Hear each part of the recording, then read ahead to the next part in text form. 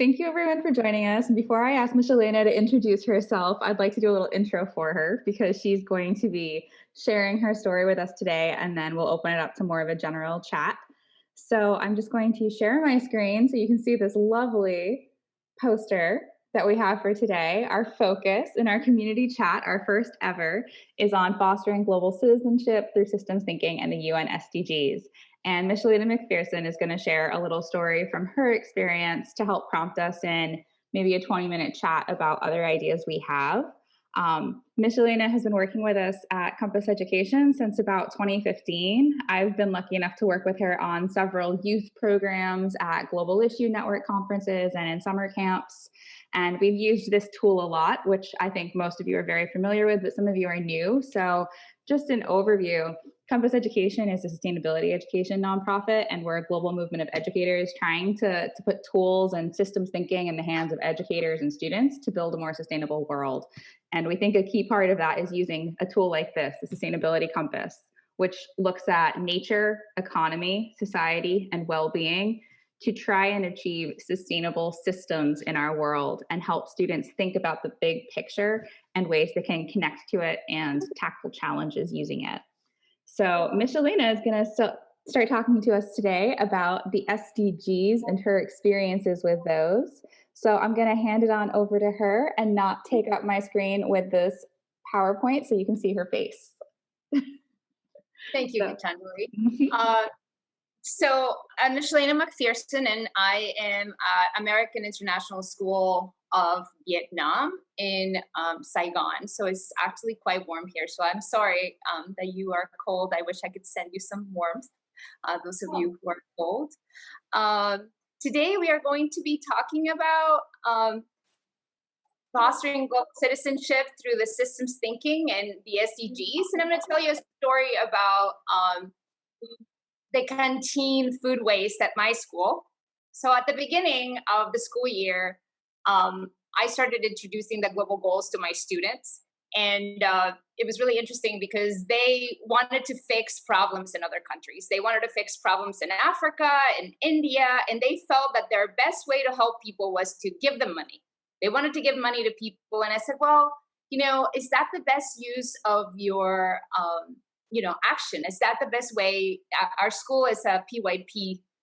It's an IB school, so I teach PYP. So I'm like, is that the best way to take action on something? And so the students, I started analyzing with them how there's the global problems that are happening. And then we started kind of honing into Asia and Vietnam. And then finally, we started talking about our school and what were some of the problems happening at the school that were impacting their own lives. Because, I teach fourth grade, so they're little, they're still kind of developing their thinking about the world. And one of the issues that came up right away was that they felt that they were wasting a lot of food in the canteen. And I said, well, what global goal is that? And they said, oh, that's global goal number 12, sustainable consumption and production. And I said, well, what is it? What is something that you could do? And so they would go to the canteen and ask for less food. However, the canteen staff kept giving them a lot of food, and they were very frustrated. And so then they came and said, Miss Meach, we don't know what to do because we keep asking for less food, but they're not listening to us. And so I went and talked to the dean, and I said, well, is there some way that we can have a conversation with the canteen staff about, giving the students less food? And so that gave him an idea to start an adult group about eating healthier at the school. And one of their ideas was to try to have more fruit and smoothies. So basically, it started a little bit slowly with that. And the students were still frustrated because they kept getting a lot of rice that they were not eating. And they're like, we can't help Global Goal 12 because, we keep wasting this food that we don't want to eat. And finally, we had a series of events happening in the school, but one of them is in fourth grade. I'm one of the leaders for global citizenship at the school. So I started doing workshops with all of the fourth grade, analyzing different global goals and also the compass, using the compass to help the kids analyze a global goal. So we have we have a spotlight on the global goals, and Gitanjali is going to show you that in a minute. And in the spotlight, the students we have the global goal. So the global goal is number 12, for the responsible consumption and production. And then the students explain what the goal means in their own words. And then we had a picture of the canteen. So, the problem that we were having, which was the food waste in the canteen. And so the students use the compass to analyze the problems that were happening in the canteen. So as you can see in here, in the bottom of the, so we talked about what it meant and the action that the students wanted to take, which was to deal with the food waste. And then we started compassing the issue. And how many of you know the compass already? I know that Owen okay. So I just want to make sure that you understand what I'm talking about, so I'm not confusing you. So we analyzed the compass, the canteen waste using the compass, and then the students realized that there were some things that they could do. And one of the things that we did was make an appointment with the canteen staff. And that was really amazing because they didn't realize that the problems the kids were having were really not that big. But what really impressed the kids was that there were these adults with notebooks taking notes on what they were saying. And they were feeling very powerful that adults were listening to them and listening and writing down their ideas. So the kids said, you give us too much rice and we don't eat the vegetables because they're cold. We don't like cold vegetables. And so the canteen staff started realizing, that the problems were not that really big, that they were manageable. And so finally, the students felt empowered because, the adults listened to them. And the canteen started serving smaller portions. And if students wanted seconds, they could go get seconds, but that way they were not being as wasteful. And let me look at my notes here. The food waste dropped from August to November, 51 kilograms, because we were wasting about 100 kilograms every day. But we have about 600 students in elementary. So we were wasting about 100 kilograms every day at lunchtime. And just the little changes, the kids speaking up about the food waste and having the conversations with the canteen staff, the food waste went down to 51 kilograms by November. And so right now we're continuing to do that. The fifth graders have joined us because, it was started by the fourth grade students. And then now the fifth graders have started a composting program, and it continues to evolve. And the students are very proud that they are helping a problem that is happening in our own community. And I think that for elementary, I know a lot of you are not elementary, but for elementary, it's a big deal for them to understand a problem that's happening to them, personally, as opposed to, the bigger problems that are harder for them to think that a fourth grader can fix. So I think it was really empowering for them to feel that they could fix a problem in their own school. So yeah, that's one of my stories about my students, my recent story about my students working on a global goal at our school. We have other initiatives that we're doing at the school right now, but I think that one is one that has evolved, and other classes are getting involved, and is really nice to see the kids feeling excited that they are doing something and that they feel that they're helping a global goal. Thanks so much for sharing that. First. Does anybody have any questions or?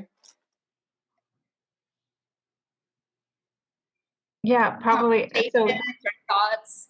Go ahead, Catherine. I'm just curious about, so I saw that there was the compass posters under that spotlight board where Yes. You're going through that process. And so was that a part of was that kind of like the main tool you feel like you used in that? Or, I mean, it seems, Yes. I know that Yes, we analyzed the Global Goal 12 using the compass and thinking about the food waste. So first we did, I don't think the board shows the analyzing the Global Goal 12, but we did the canteen waste, thinking about all the different ways that it impacted our school. Have you done anything with other schools in Vietnam or in your area? No, because I've only been here for a year and then we had COVID. Okay. Yes, I haven't collaborated with other schools very much. When I worked in Bangkok, we used to work with the majority of the international schools, and we did something similar looking at water quality. So we were looking at life underwater and how we could impact that. So we were testing the river water quality in Bangkok. And we did it with many schools, and the kids were pretty horrified at how bad the water is there. And one of the things that they really picked up on was plastic pollution. And these were day trips, and the school would provide a packed lunch, and the kids had lunch, and they looked at the kind of plastic in the river and then turned and looked at the mountain of plastic they had. So Thailand is a super plastic heavy place. So they had plastic lunch boxes that had plastic over the food, and then a plastic bag with a plastic ketchup and a plastic chili sachet in, and a plastic knife and fork in a plastic bag, all inside another big plastic bag for 120 plus kids every day. And the kids were like, oh! So the kids that we work with from multiple schools all had the same food supplier. So all the schools' kids went back to meet representatives from their school and the same catering supplier. And it took about 2 years of several of the schools doing this, but eventually the same kids coming on the same trip then had food that could be eaten by hand. So they had burgers or chicken wings that came in wax paper or in paper and that were wrapped in paper bags. So that happened across a whole group of schools that all used the same catering supplier. And that came from kind of using the compass to see how they could impact things. And they were totally horrified by how much plastic they were using and not even thinking about it. And you know what kids are like, but this isn't okay, we need to fix this. Right. So it was interesting seeing the change within the time that I was there, from all of these schools using the same food supplier, having really plastic heavy lunches, to then the supplier realizing, having listened to the kids, that they wanted a change. So I'm sure that's something achievable in other places as well. Yeah. Kirsty, what age were you working with when you were doing that? Everyone. So most of those were year 5 up to year 7 or 8. So kind of 10 to 14.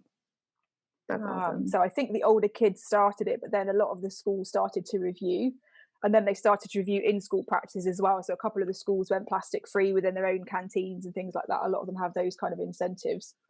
But it was interesting seeing the difference that lots of children in the same area were making just by speaking to this one big provider. And I think the other big catering providers within Bangkok are starting to look at changing as well, because of the success that, I can't remember who the company is, whichever the company it was, were having with the kind of improvements and the changes that they'd made. That's brilliant. That's wonderful. It was nice to see it within such, a relatively short time span. I suppose 2 years is still quite a long time, but from the amount of plastic, it was just like, oh my gosh. So then you've got 120 kids with different bags trying to sort and recycle what we could and get rid of the food waste and manage what we could. But it was good to see that change happen so quickly in a relatively plastic heavy country. Do you think that using the compass with kids from all over was challenging, or was it still a pretty good tool for that diverse group? No, it's still a good tool. We used it with it was different age groups at different times, so you just adapt it to what's most appropriate for the kind of group that you're working with. But I think even kids from a pretty young age are quite perceptive, and they seem to, once you start talking about it and explain it, they're able to fit things into the right boxes and then start seeing the links between the 4 compass points. So we used to use it with students from probably 8 up to 18, and some of the adult groups that we used to have as well. So that, like, flexibility wise, it's just about kind of targeting it appropriately to the group that you're working with and the question or the challenge that you want them to answer. I think kids don't realize how powerful they are when, like, as soon as you get them in a room with adults and they've got the kind of research through the compass tool in this case to kind of back them up, adults stop and listen to kids in a school, especially in a school context, and really want to make it happen for the kids, because they can see how the kids are growing in their learning through the process of talking to them, and the change is actually happening. So I think it's a really powerful way of learning and empowering kids. I want to ask, in terms of the change for you, is it Michelena? Sorry, is that Michelena. Yeah. Michelena, sorry. Did the children help to measure the reduction? Same with you, Kirsty. I was just wondering. Yes, they had these bins where the kids would like wait, and so our dean is wonderful at, he gets really excited when we have projects like this. So he would have the 4th and 5th graders weight the waste every day at the end, and so they had like special bins where they were weighing the food. So I thought that was really good. And then now they're getting involved in composting. So I think that's really good because we have really big gardens at the school. So the next idea is to try to have more fruit trees and plant vegetables and herbs that can be used in the canteen for their lunches. But you can get them thinking about, SDG 3 and life on land, SDG 15. Right. Yeah.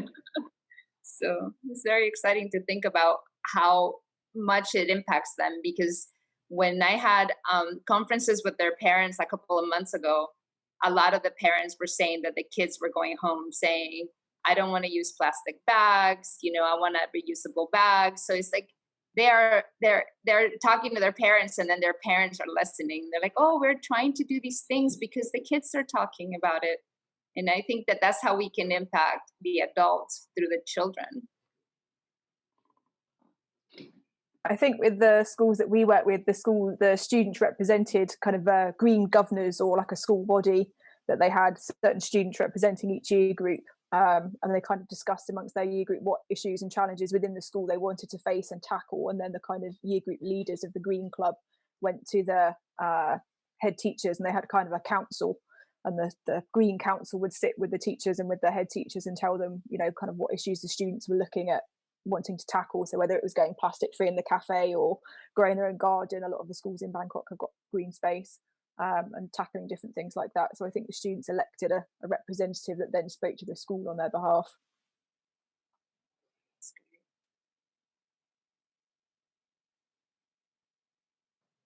Does anyone else have experiences with the SDGs and the compass for global citizenship that they'd want to share, or are there questions that you're trying to figure out you'd want to talk about? I do, if that's okay. Of course, that's okay. Michelena, how do you work with grade 4? Like the SDGs are quite complex. They're quite, the adult. It's part of the adult world initially. What do you do to bring it to grade 4 and younger students? So, at first, one of the things that I do with them is try to, they think about the problems that they're happening in the world. And so we do like a sort of web, and they start thinking, the world has war, the world has, climate change. So they start telling me the things they hear and that they know. And then I said, well, what about in Asia? What are some of the problems that we have in Asia? And then, of course, they start talking about air pollution and the Mekong Delta is dirty, and it has a lot of trash. And so they basically when I say Asia, they jump right to home, right? And they start talking about where they live. And then they say, there's a lot of poverty and people throw trash on the ground. And so they basically start telling me all the problems that they see that a child sees. And then I write down all the problems that they tell me. And I make like a circle. And then after they tell me the problems, I grab the SDGs and I put them there. And they're like, what are these? I'm like, well, this is what you're saying. These are some problems that are happening in the world. So I try to connect what they're saying to the SDGs so they feel a personal connection. And so one of the first activities that I did with them was this canteen food waste. And we do that SDG spotlight that Gitanjali just showed you on the screen. And we constantly change that to a different global goal. And then we do all the process of them thinking about what that goal means. And we do different activities with them. So for example, in 4th grade, we have reading buddies. And so depending on what the unit that they're using, we help them do something. So right now they were learning about the body's system and being healthy. So we did Global Goal 3, and then my 4th graders became teachers, and they were really happy that they were working on Global Goal 4 because they were becoming teachers. And then they helped the 2nd graders make Flipgrids about their understanding of Global Goal 3. And so basically, I try to get them to feel like they have the power to do things. And they start responding really fast. And suddenly I start getting Google slides from students over the weekend about, they got excited about a global goal and they started studying it all by themselves and they want to tell the class about it. And so their motivation is amazing. And I think it's because they are excited that they are powerful and they can do something as 4th graders, I think. So they're coming at the goals from their own world, really. Yes. Yeah. Yeah. It's really nice to see. And I'm excited that they're helping the younger kids understand. And is the whole school focusing on those, on the spotlighted goals? Excuse me? I didn't hear that part. Are the whole school focusing on the spotlighted goals? I wish we were. Right now, we are just doing that in 4th grade. And Right. then one of my parents is involved with an organization that is targeting the goals, and they go and they build solar panels at her school, or they build toilets. And she had an event where she had the big global goals. They were huge. And she was going to throw them away when they were done. And I'm like thinking, well, how can you be working on the global goals? You're going to get rid of these big global goals. So I wrote to her and I said, I saw this picture. Your daughter showed me this picture. What is going to happen to these? And she said, oh yeah, well, we're going to get rid of them. And I said, well, can we have them?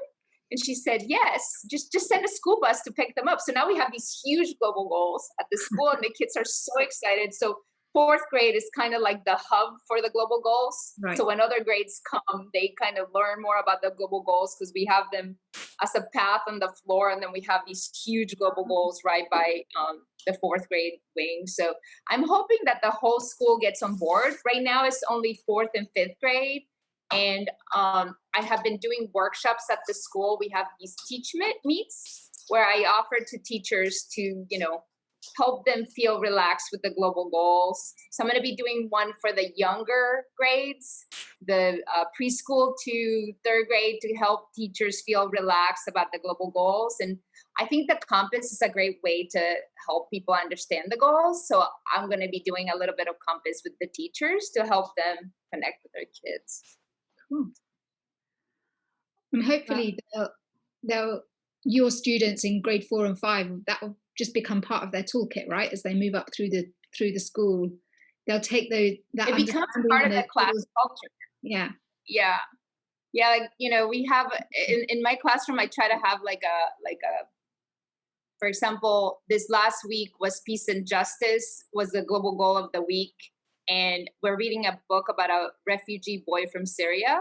It's called The Boy in the Back of the Class. And the kids, I said, we can't have peace and justice in the world if we don't have peace and justice in the class. So every day I said, well, how did you work towards peace and justice today? I tried not to hit my brother today, 4th grade stuff, or I try to play with different people. I tried not to fight about the ball and soccer, so it's really interesting to see how they're making connections. Well, I have really enjoyed getting to hear your story, Michelena, and others for sharing. Thank you so much. This was just a little bit of an opportunity to chat.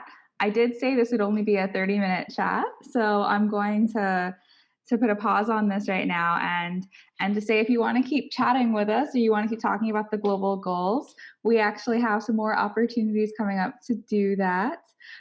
In a couple of weeks, Kath is actually going to be here again for a chat talking about specifically thinking about the compass in primary years. So Michelena spoke to us specifically about using the SDGs in primary years. Kath, in a couple of weeks, is going to talk about using the compass in primary years.